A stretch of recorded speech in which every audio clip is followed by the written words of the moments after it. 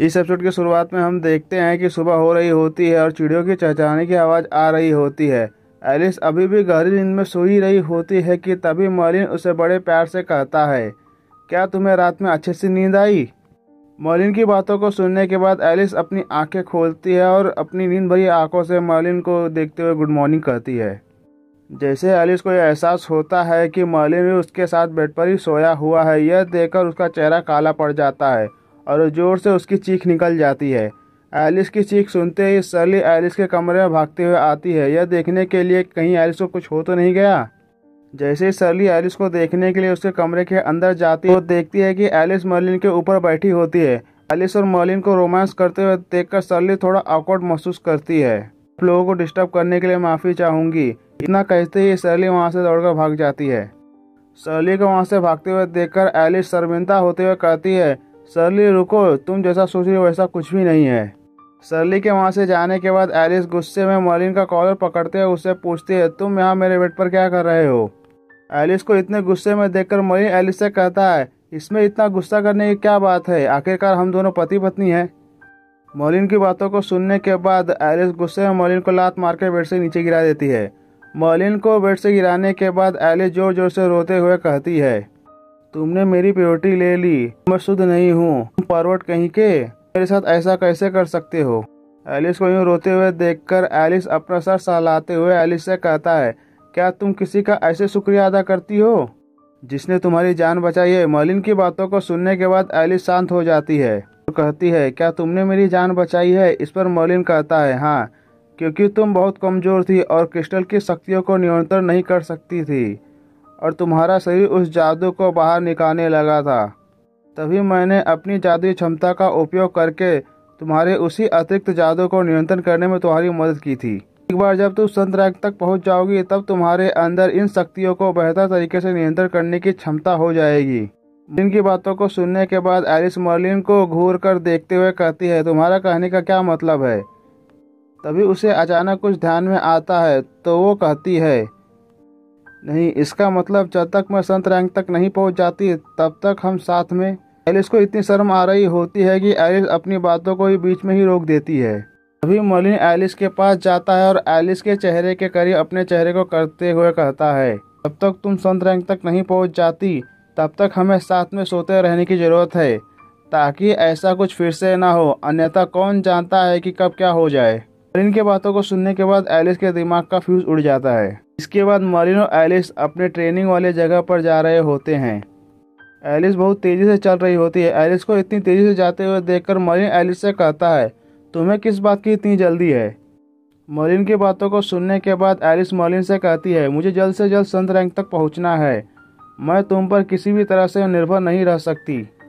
Alice की बातों को सुनने के बाद मर्लिन एलिस को चिढ़ाते हुए कहता है, क्या मेरे साथ सोना वास्तव में इतना बुरा है? कल रात तुम मुझे बहुत जोर से गले लगाकर सोई थी।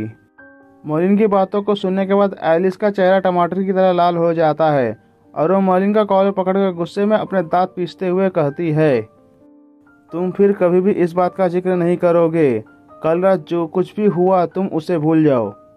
अभी एलिस मर्लिन पर चिल्लाई रही होती है कि तभी उसे पीछे से कोई आवाज़ देते हुए कहता है, तुम दोनों इतनी सुबह सुबह कुत्ते बिल्लियों की तरह क्यों लड़ रहे हो?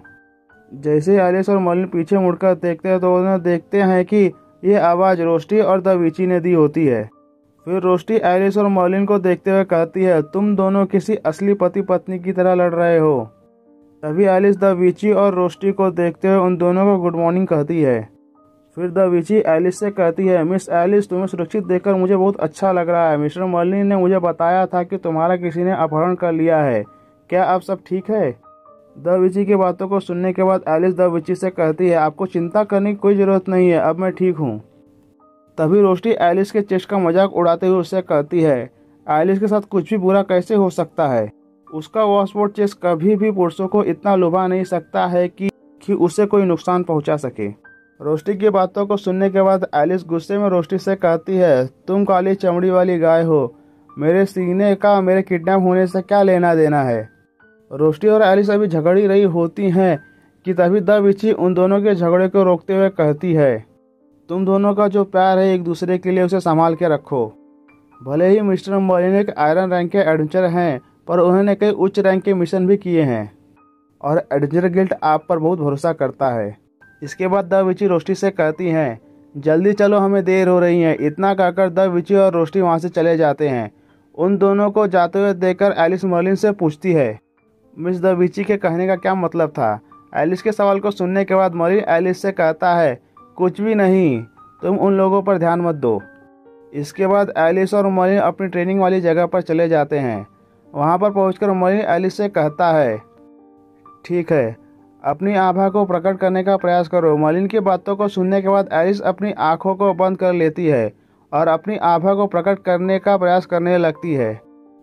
जैसे ही एलिस अपनी आभा को प्रकट करती है, उसकी आभा तूफान की तरह उसे चारों तरफ से घेर लेती है और एलिस के पीठ से 2 पंख निकल जाते हैं। जैसे ही एलिस अपनी नई शक्तियों को महसूस करती है तो वह कहती है, अविश्वसनीय, तो ये है ड्रैगन रेस की असली ताकत।